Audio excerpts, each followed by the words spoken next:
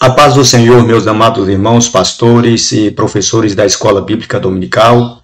Mais uma vez nós estamos aqui reunidos para darmos continuidade ao estudo da nossa revista Cristologia, intitulada de Jesus Cristo, o Filho do Deus Vivo. E no estudo de hoje, o estudo 9, nós vamos estudar acerca de uma doutrina muito importante e fundamental para a continuidade do processo redentor, que é a doutrina da ascensão de Cristo. E vamos aqui para o textual que diz: varões galileus, por que estáis aí olhando para o céu? Este Jesus que dentre vós foi elevado para o céu, há de vir, assim como para o céu o viste subir. Atos, capítulo 1, versículo 11.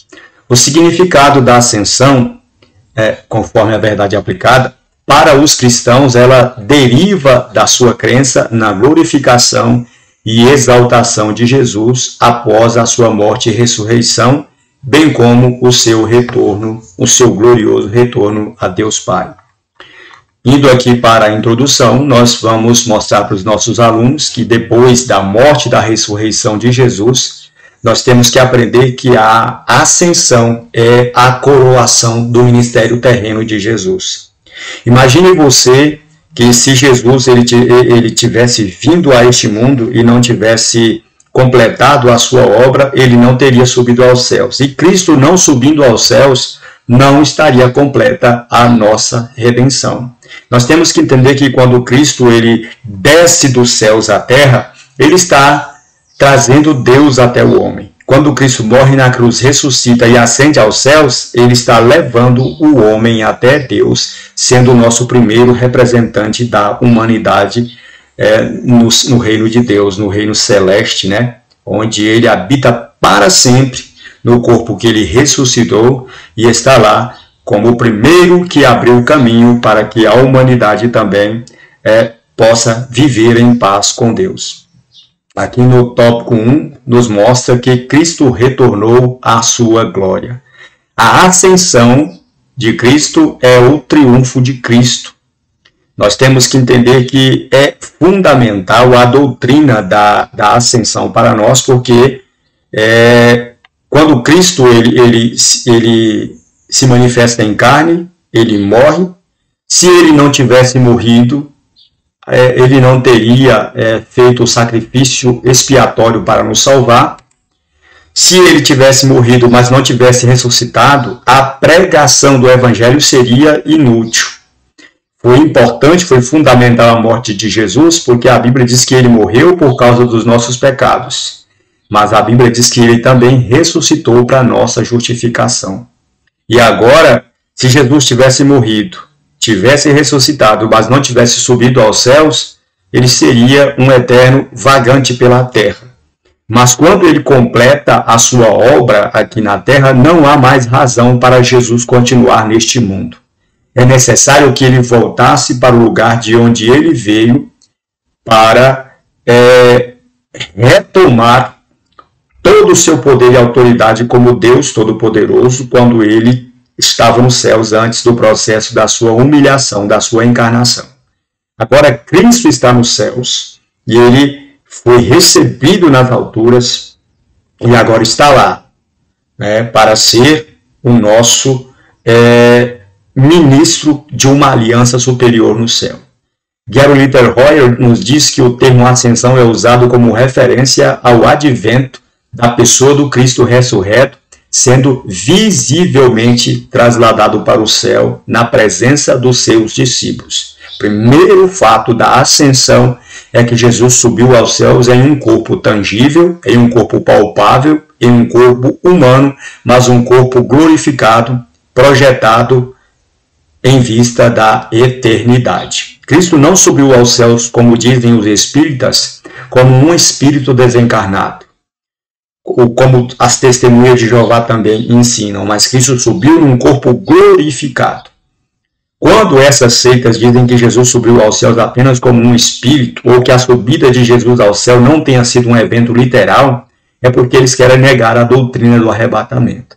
Então, é importante nós acreditarmos que Jesus subiu aos céus em um corpo literal. Outra coisa que nós temos que entender é o registro, né, da ascensão nas Escrituras Sagradas. A doutrina da ascensão está registrada no Evangelho de Lucas, no capítulo 24, versículos 50 e 51, onde diz que Jesus levou-os até Betânia e enquanto os abençoava, ele foi elevado aos céus e recebido na presença de Deus.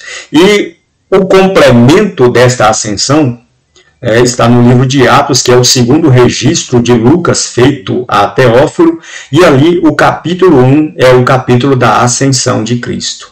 O capítulo 1 é o registro da ascensão, o registro histórico da ascensão de Jesus. Ela é mencionada também em Efésios, é mencionada em Efésios 1:20, Efésios 4:8, nos dizendo que Jesus subiu ao céu. 1 Timóteo 3:16 nos diz que aquele que foi manifestado em carne, ele foi visto pelos anjos, ele foi pregado entre as nações, crido no mundo e depois recebido acima na glória. Na Epístola aos Hebreus, no capítulo 1, versículo de número 3, a Bíblia nos diz que Jesus, ele foi recebido no céu, assentou-se à destra da majestade nas alturas e agora ele sustenta todas as coisas pela palavra do seu poder. Hebreus 4:14 diz que Jesus Cristo, o nosso sumo sacerdote, o Filho de Deus, penetrou os céus. Hebreus 9:24 nos diz que agora Jesus ascendeu, que Jesus está no céu. Então, a encarnação, a morte e a ressurreição de Jesus, ela encontra o triunfo de Cristo a partir do momento em que ele é recebido nos céus. A recepção de Cristo no céu é a confirmação de que ele era Deus, de que ele era realmente quem ele dizia ser. É a confirmação tanto da sua filiação divina, como a demonstração da possibilidade de restauração da humanidade à convivência que uma vez fora perdida no Jardim do Éden. Salmo 64, versículo 68, de número 4, diz que ele subiu ao alto. E em sua vitória, a ascensão de Cristo é o cântico triunfal, é a ode triunfal, é a manifestação gloriosa do Cristo sendo visivelmente subido aos céus, e isso demonstra que ele venceu o diabo na cruz, que ele venceu o pecado através da sua morte, e que ele venceu a morte através da sua ressurreição, e que ele consuma o poder da sua ressurreição, elevando-se aos céus, provando de uma vez por todas que ele era o Messias prometido, o Deus Todo-Poderoso, que existia na eternidade com o Pai antes de se humanizar, mas depois de humanizado, ele sobe ao céu novamente, glorificado, e assentando-se à destra da majestade, diante de Deus, sendo contemplado por todos os anjos nos céus, onde ele está agora iniciando uma parte fundamental do seu ministério, fazendo com que todos nós, seres humanos, agora como servos de Deus, tenhamos uma cidadania celestial. Nós estamos aqui neste mundo, mas nós não pertencemos a este mundo, porque Jesus foi para nos preparar lugar, e ele há de voltar para nos levar, para que onde ele estiver, nós também estejamos. Aqui, no tópico 1.2, fala que a ascensão é a consumação da ressurreição. Então, depois da morte de Jesus, nós temos que entender que ele permanece 40 dias, juntamente com os discípulos. E profeticamente, esse era o intervalo entre a festa da Páscoa e a festa do Pentecostes. 40 dias depois da festa da Páscoa, celebrava-se a festa do Pentecostes. E Jesus precisava ficar este espaço de 40 dias para cumprir esse lapso profético desta festa, intervalo de festa, mostrando que de fato é uma festa, realmente a morte do Cordeiro é a consagração do povo de Deus, é a santificação do povo de Deus, é a aceitação do povo de Deus.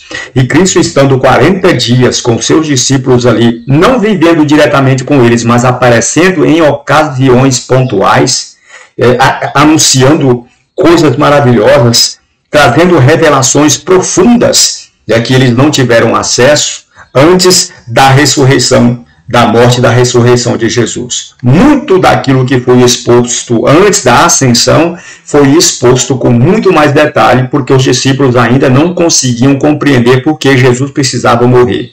Só que agora, depois que Jesus ele morre e ressuscita dentre os mortos e aparece aos discípulos, que ele come com os discípulos, permite que os discípulos o toquem, que ele é visto por mais de 500 irmãos ali naquele momento, para que eles tivessem a plena certeza de que Jesus ressuscitou, que eles tivessem a plena certeza e o testemunho verídico, real, palpável, latente, tangível de que Cristo ressuscitou dos mortos e que antes de subir aos céus ele permanece com seus discípulos ali e dando provas materiais de que era ele mesmo que havia ressuscitado e dando profundos mandamentos pelo Espírito Santo, fazendo a promessa de que assim que ele subisse aos céus, ele enviaria o seu Espírito Santo para dar continuidade ao seu ministério terreno através do Espírito, utilizando-se da igreja, que é o seu presente arauto nesta geração, né?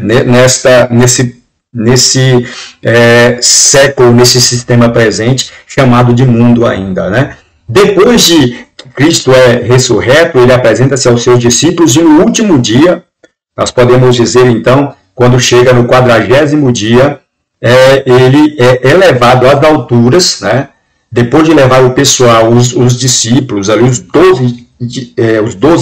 11 discípulos, juntamente com os mais de 500 testemunhas que o viram subir ali aos céus, ele foi lentamente elevado às alturas. Lentamente elevado às alturas, e uma nuvem de glória o encobriu dos seus olhos. Isso tem uma simbologia profunda, porque a Bíblia nos mostra que quando Deus, lá no livro de Levítico, determina a construção em Êxodo, lá do tabernáculo, em Levítico esse tabernáculo é inaugurado.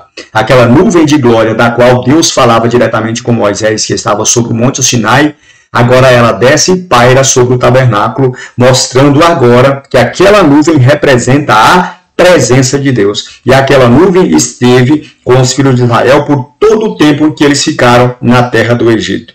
E depois que o tabernáculo foi erigido, que o tabernáculo foi construído e que realizou-se os sacrifícios, depois que os filhos de Israel entraram na terra prometida, essa nuvem não foi mais vista. Ela é vista novamente quando Salomão inaugura o templo de Deus. A nuvem de glória desce e ali então consagra-se o templo de Deus, mostrando-nos então que a Arca da Aliança havia descansado das suas jornadas. E a Arca da Aliança, ela simboliza a máxima pessoa e o sacrifício de Cristo.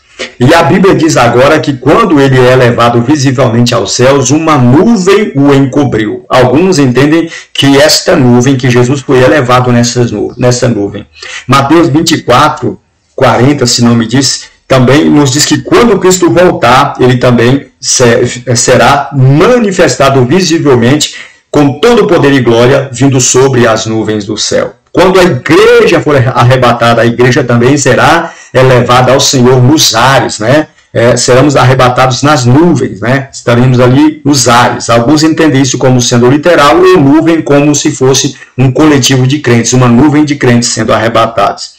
Mas, independente dessa questão ou não, nós temos que entender que uma nuvem encobriu os discípulos, Jesus dos olhos dos discípulos. Foi elevado lentamente, né, para que os discípulos vissem ele ascendendo fisicamente aos céus. E enquanto eles estavam olhando, maravilhados, perplexos com aquela ascensão, 2 anjos de branco se puseram de pé ao lado deles e disseram: varões galileus, por que vocês estão olhando para este Jesus que subiu aos céus? Esse mesmo Jesus que acabou de ser recebido nos céus, ele há de vir da mesma maneira que vocês o viram subir. Então os anjos disseram que Jesus realmente foi recebido no céu e que esse mesmo Jesus que foi recebido no céu, um dia também ele há de voltar, dando-nos a esperança de um Jesus escatológico, daquele que vem para cumprir todas as coisas, né, e para efetivar de vez o resgate da igreja o resgate tão aguardado. Então, depois de se manifestar em carne, Jesus foi humilhado, ele foi morto, ele foi crucificado neste mundo, mas Deus o ressuscitou ao terceiro dia, né? E depois que ele ressuscita, ele fica ali com os discípulos, e depois que os discípulos têm a plena certeza de que era ele mesmo, convivendo com ele, ele é recebido no céu. Então, segundo os estudiosos, como Berkhoff, Schaeffer, Strong e muitos outros, dizem que a ascensão de Jesus é o complemento, a consumação da ressurreição de Jesus. O que comprova que, de fato, Jesus ressuscitou e está vivo para todos os séculos, é que, de fato, ele subiu ao céu, sendo visivelmente visto pelos seus discípulos, e agora ele é recebido nos céus. E agora nós vamos ver que Cristo é o nosso representante nos céus, que ele completou a sua obra na terra, não haveria mais razão para que ele ficasse neste mundo. Era necessário que ele retomasse a sua posição como Deus Todo-Poderoso no céu, que ele reassumisse a glória da qual ele havia esvaziado-se para assumir a humanidade, porque a glória eterna não cabia na humanidade. E ele precisou esvaziar-se dessa glória para se fazer semelhante a cada um de nós. E sendo feito em semelhança de nós, ele ainda foi humilhado até a morte e morte de cruz. Esse Jesus que estava no seio do Pai como Logos divino, ele não tinha um corpo humano, e esse corpo humano foi assumido apenas na encarnação. Então, sua ascensão agora, ela nos remete ao fato de que Jesus é o modelo da humanidade restaurada. Por isso que Jesus precisava vir como ser humano. Porque como um ser humano restaurado, ele subindo ao céu novamente, ele poderia reativar uma comunhão que estava perdida entre Deus e o homem.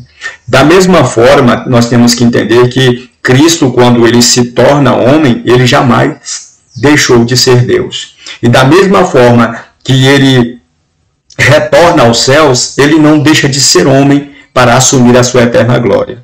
Ele está ali, então, em sua união hipostática como Deus e como homem ao mesmo tempo, de uma maneira maravilhosa, ainda nessa mesma condição em que ele subiu aos céus, mostrando que ele foi elevado às alturas com o mesmo corpo em que ele ressuscitou, e ele vive com Deus uma relação estreita de paz, de alegria, de perfeita harmonia, a que toda a igreja, a que todo salvo redimido está devidamente destinado a viver.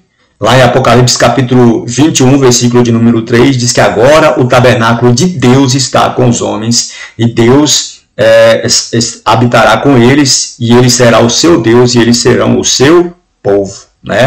Então, João 14,3, se não me foge da memória, diz que na casa de meu pai há muitas moradas, e eu vou preparar-vos lugar. Se não fosse assim, eu não vos teria dito.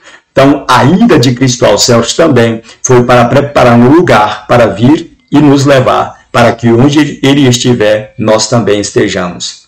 As profecias da ascensão de Cristo aos céus. A ascensão é predita nos Salmos. Irmão, nós temos que entender que assim como a vinda de Cristo, a encarnação de Cristo, a morte de Cristo e a ressurreição de Cristo foi predita nas Escrituras Sagradas, através dos Salmos, através dos profetas, através também da mensagem, da palavra, da profecia do próprio Cristo, nós temos que entender também que a ascensão de Cristo, ela também tem prevenção, ela também de uma maneira maravilhosa, ela é prevista nas Escrituras para mostrar que esse mesmo Cristo que um dia morreu e ressuscitou, deveria voltar para o céu de onde ele veio. Então, da mesma forma que o nascimento, a morte e a ressurreição de Jesus, ela tem previsão profética, a ascensão de Cristo igualmente também tem. A palavra profética pronunciou que Jesus, ele, depois de morrer por nós, retornaria para o local de onde ele havia descido. Salmo 68, 18, nos diz que subindo ao alto ele levou cativo o cativeiro.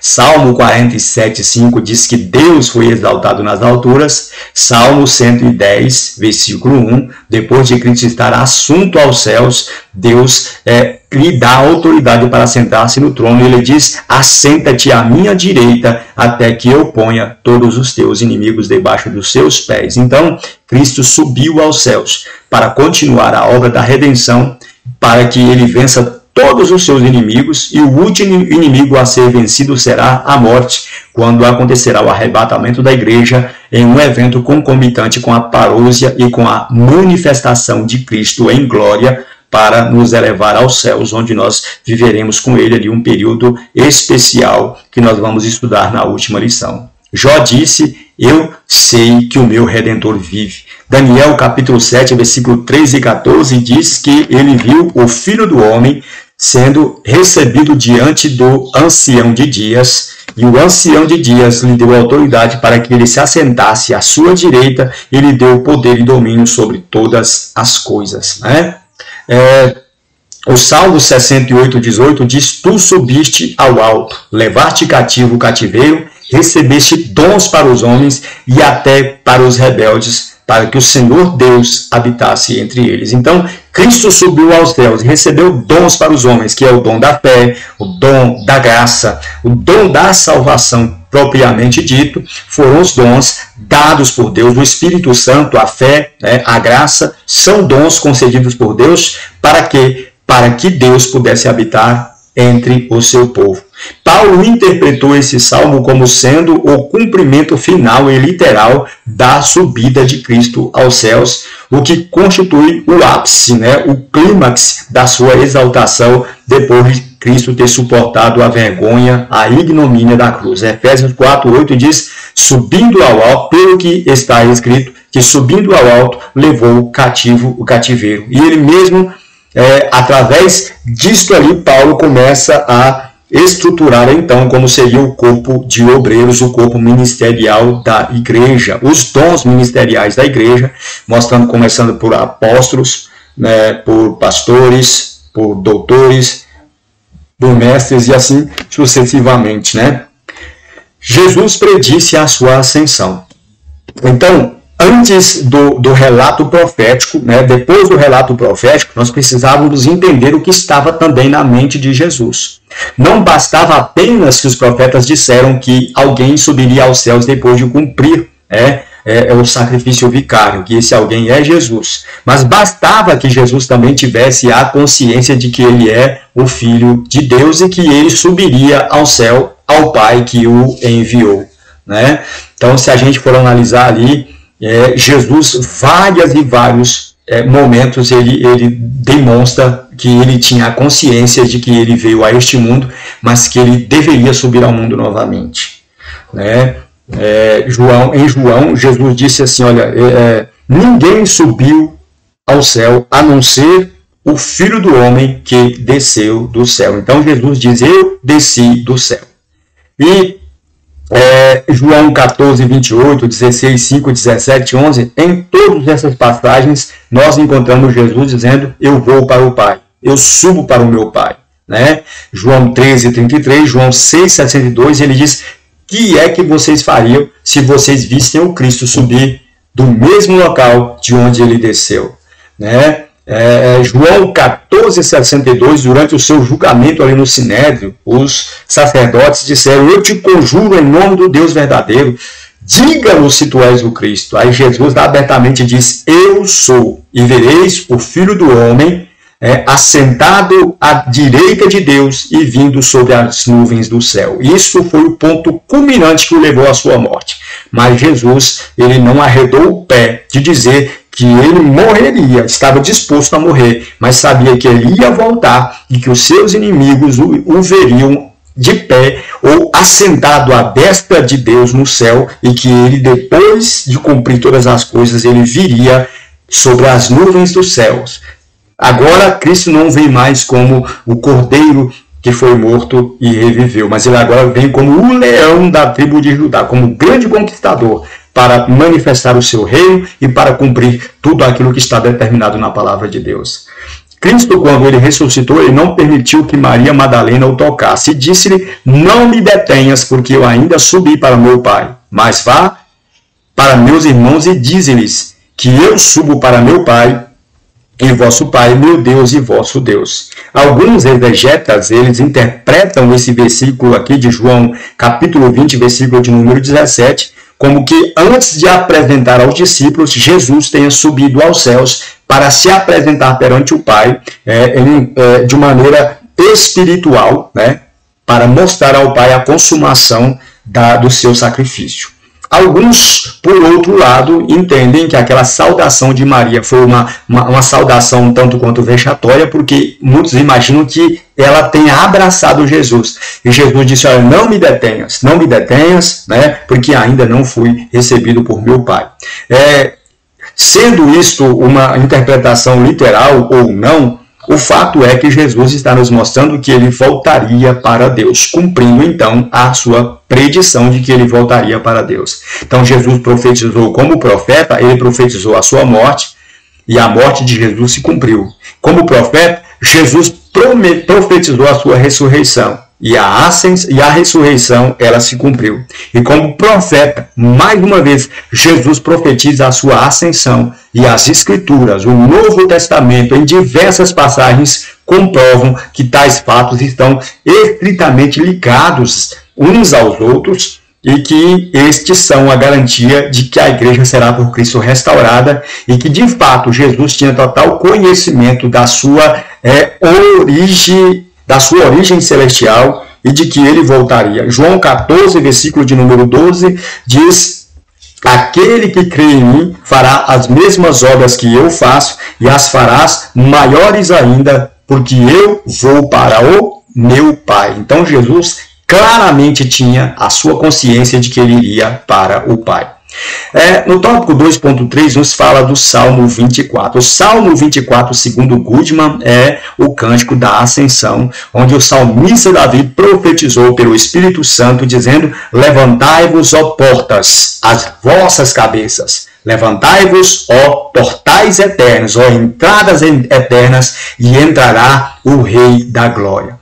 Aqui Davi está falando do retorno glorioso de Cristo ao reino dos céus, ao local que ele deixou quando ele assume a nossa humanidade, quando reveste-se da humanidade, ele abstém-se, ele aniquila-se a si mesmo, ele esvazia-se temporariamente da sua glória e não dos seus atributos divinos, somente da sua glória, para assumir este corpo em semelhança de pecado, para que depois de morrer por nós, ele ia então cumprir o sacrifício que estava determinado nas Escrituras Sagradas. Aqui ele veio em carne, despiu-se de sua majestade para morrer em favor dos seus servos, mas ele ressuscitou e subiu aos céus como um grande e rei. Os portais eternos agora se abrem para receber aquele que triunfou sobre todos os seus inimigos na cruz. Ele atravessa os portais eternos e é recebido no céu, aplaudido pelos seus súditos, né? Recepcionado de uma maneira gloriosa e com muitas honras e com brados de vitória.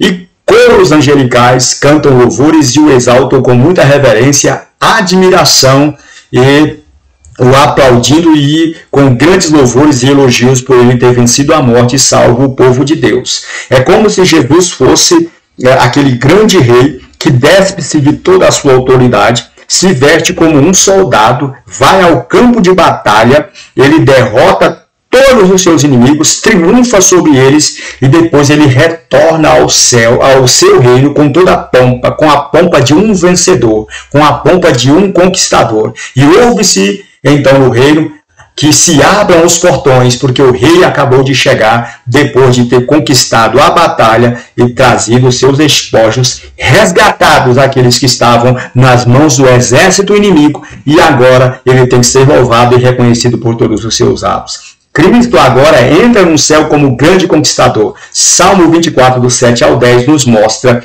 que Cristo, como Cristo seria recebido no céu. Houve-se um clamor dizendo: levantai, ó portas, as vossas cabeças, levantai-vos, ó portais eternos, ó entradas da eternidade, e entrará o Rei da Glória. E as pessoas disseram: quem é o Rei da Glória? E disseram-se então: o Senhor dos Exércitos, ele é o Rei da Glória.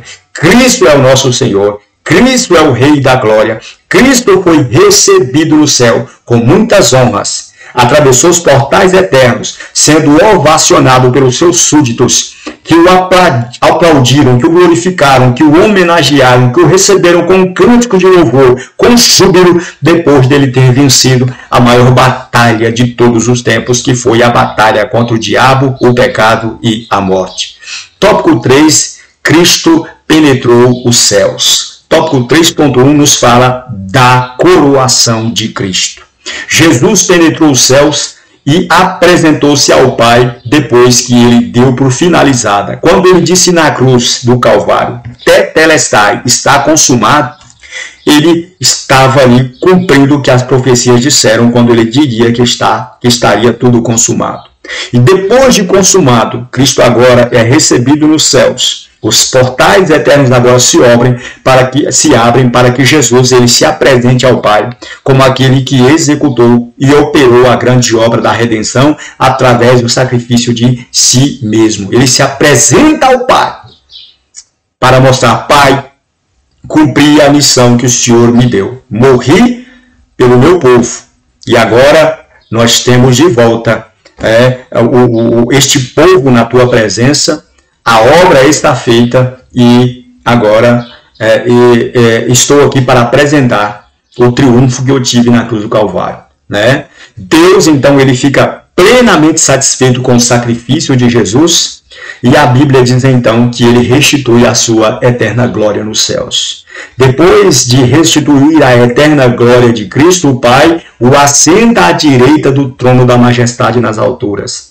Marcos 16:19 nos fala que Cristo, depois de cumprir todas as coisas, se assentará à direita do Pai. Atos 7:55, nós começamos uma jornada da manifestação, da revelação de que Cristo assentou à destra da majestade nas alturas.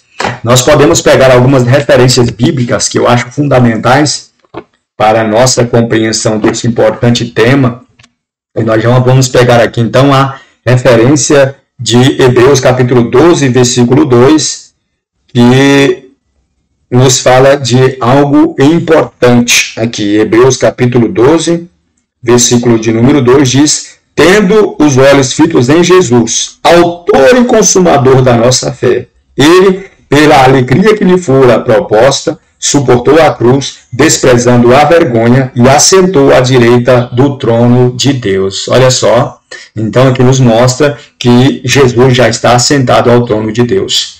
Vamos para Apocalipse capítulo 3, versículo de número 21, onde está escrito da seguinte maneira: ao vencedor darei o direito de sentar-se comigo em meu trono, assim como eu também venci e sentei-me com meu Pai no seu trono. Olha só, Apocalipse capítulo 22, versículo de número 1, nos traz também esta ótima declaração de que agora Jesus também está no céu. Apocalipse capítulo 22, versículo de número 1 diz: e ao anjo que me mostrou o rio da água da vida, que claro como cristal fluía do trono de Deus e do Cordeiro. O trono de Deus e do Cordeiro. Então Cristo estava já no céu com Deus. E também nos diz mais. Vamos até o versículo de número 3. No meio da rua da principal cidade, de cada lado do rio, estava a árvore da vida, que frutifica 12 vezes por ano, uma por mês. As folhas da árvore servem para a cura das nações. Já não há maldição nenhuma, não haverá maldição nenhuma. O trono de Deus e do Cordeiro está na cidade, e os seus servos o servirão. Olha a promessa. João está vendo Jesus restaurado à destra de Deus e que nós, como servos, serviremos tanto ao Pai quanto o Filho. Então, quando Cristo é recebido nos céus agora, Deus o coroa diante de todos os anjos no céu, diante de todos os seres celestiais. E, com certeza, o mundo espiritual foi abalado neste momento ao ver o Filho de Deus sendo retomado em sua eterna glória. Se até aqui, neste momento, quando Cristo estava no mundo em carne, os demônios já reconheciam dizendo: sabemos quem tu és, o Santo de Deus, porque vieste nos atormentar antes do tempo. Agora, depois que Cristo é triunfado, que ele completa o seu sacrifício, com certeza os céus, a terra e o inferno agora são testemunha da coroação de Cristo. E o escritor aos Hebreus nos diz: vemos, porém, coroado de glória e de honra, aquele Jesus que fora feito um pouco menor do que os anjos por causa da paixão da sua morte. As testemunhas de Jeová dizem que Jesus não é Deus porque ele é menor do que os anjos. E interpretam esse feito menor do que os anjos como se fosse, então, dando a ideia de que Jesus foi criado. Mas este feito aqui não diz respeito à criação, mas há um aspecto condicional, que ele foi colocado na condição de ser humano, portanto, o ser humano é menor do que o anjo, né? E Cristo se fez ser humano, sendo menor do que os anjos por causa da sua paixão, por causa da necessidade de morrer, mas depois que ele sobe aos céus, nesse corpo humano agora redimido, restaurado, né? E que ele penetra nos céus com esse corpo, mas sendo Deus e homem ao mesmo tempo, ele agora é coroado nas alturas, da mesma forma que Deus também coroará a cada um dos teus servos. Então, o Pai coroou o Filho. E o Pai concedeu o domínio sobre todos os anjos, poderes e autoridades. 1 Pedro, capítulo 3, versículo de número 22, Paulo diz que agora Cristo foi exaltado à destra da direita de Deus nos céus, e que agora ele tem domínio sobre todo o principado, sobre os anjos e sobre todos os poderes, né? Efésios, vamos olhar rapidinho essa referência aqui de Efésios, capítulo 1, versículo de número 21, onde se diz que muito daí poder que ele exerceu em Cristo, ressuscitando dos mortos e fazendo assentar-se à sua direita nas regiões celestiais, muito acima de todo governo, autoridade, poder e domínio, né, e de todo nome que se possa nomear, não apenas nesta era, mas também na era que há de vir. E sujeitou todas as coisas debaixo dos seus pés. Versículo de número 22 diz: Deus colocou todas as coisas debaixo dos seus pés e o designou o cabeça da igreja, de todas as coisas para a igreja, que é o seu corpo, a plenitude daquele que enche todas as coisas em toda e qualquer circunstância. Também, além de lhe dar o domínio sobre todos os anjos, sobre todos os principados, sobre todos os seres que existem no céu, o seu domínio sobre os demônios, sobre tudo aquilo que se nomeia, ele dá um nome agora que é sobre todo o nome. É o nome que ele recebe, o nome de Jesus permanece eternamente como o nome de Jesus, porque esse nome é um nome superior a todos os outros. É nesse nome que há poder para ressuscitar mortos, é nesse nome que há poder para curar os enfermos, é nesse nome que há poder para que o crente tenha condições de orar a Deus, e é neste nome que que é o símbolo de todo o poder, de toda a manifestação da graça, é o nome de Jesus. E a Bíblia diz então que ele o constituiu depois de ter lhe dado um nome sobre todo nome, depois de ter dado o domínio e autoridade sobre todos os seres, tanto no céu, na terra, quanto no inferno. Ele agora é constituído como cabeça da igreja para que ele tivesse a primazia, né? Então, agora nós vamos falar de um fato muito importante, que é o ministério celestial de Cristo. Paulo diz que Cristo subiu aos céus para cumprir todas as coisas, né? E que depois de exaltado à destra de Deus no céu, Jesus recebeu a promessa do Pai, a promessa do Espírito Santo. Atos capítulo 2, versículo de número 32, ele diz que Pedro diz que esse mesmo Jesus que morreu e ressuscitou, agora depois de ter se assentado à direita de Deus, derramou o Espírito Santo, cumprindo aquela promessa de Lucas 24, onde ele diz: ficai em Jerusalém até que lá do alto sejais revestidos de poder. Joel, lá no capítulo 2, versículo de número 28, mostrou a profecia do derramamento do Espírito Santo. Jesus, em Lucas capítulo 24, ele realmente retoma esta profecia, e quando ele sobe aos céus, no exato dia em que se completaria então o anúncio da festa de Pentecostes, depois que completou-se os 40 dias, a Bíblia diz então que os discípulos recebem e são batizados com o Espírito Santo, e a partir dali começa seu ministério terreno. Então, Cristo, no seu ministério celestial, inaugura uma nova era de relação do homem para com Deus. A era de um povo adquirido com seu sangue. E este povo agora, ali através dos 120 discípulos no cenáculo, formam então o início concomitante da igreja com a presença de Cristo nos céus e derramando o seu Espírito Santo para dar continuidade ao seu ministério aqui na terra, enquanto Cristo no céu ele realiza funções muito importantes para cada um de nós. E Efésios, no capítulo 4, do versículo 10 até ao versículo de número 16, nós podemos aqui então, 4, do versículo 10 ao 16, nos diz o seguinte: que significa que subiu, senão que também havia descido às profundezas da terra?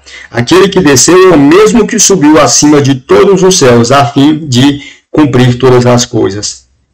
Aí está falando aqui do ministério público da igreja, que ele deu uns para apóstolos, outros para profetas, outros para evangelistas, outros para pastores e mestres, com o fim de preparar os santos para a obra do ministério, para que o corpo de Cristo seja edificado, até que todos alcancemos a unidade da fé e até que todos nós estejamos adquiridos à medida da estatura em Cristo e até que todos nós tenhamos o pleno conhecimento de Deus. Então, a igreja ainda tem esse propósito. Cristo ainda está atuando através da igreja para que nós sejamos cheios até a plenitude de Deus, até quando nós tivermos, então, deixado este mundo para estar com Ele, onde tudo se concluirá.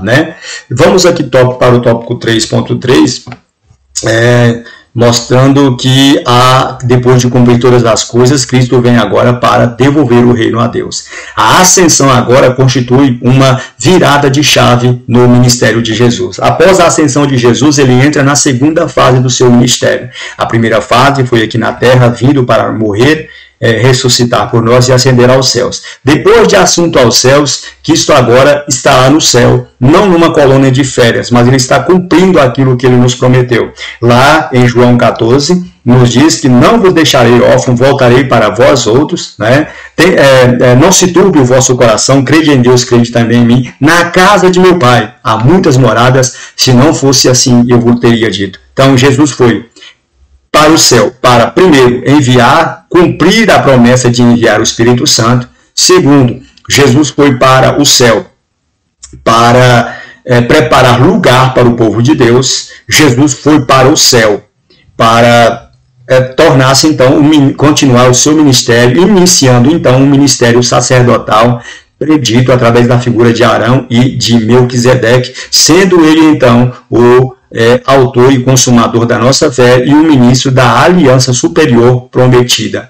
E, através do Espírito Santo, ele continua ativo aqui na terra, na vida de todos os crentes, sendo também o nosso advogado no céu. Então, Cristo morreu, ressuscitou, subiu aos céus, e agora lá prepara lugar. Ele agora envia o Espírito Santo, ele agora é o nosso advogado, ele agora é o nosso sacerdote, ele agora é o nosso rei.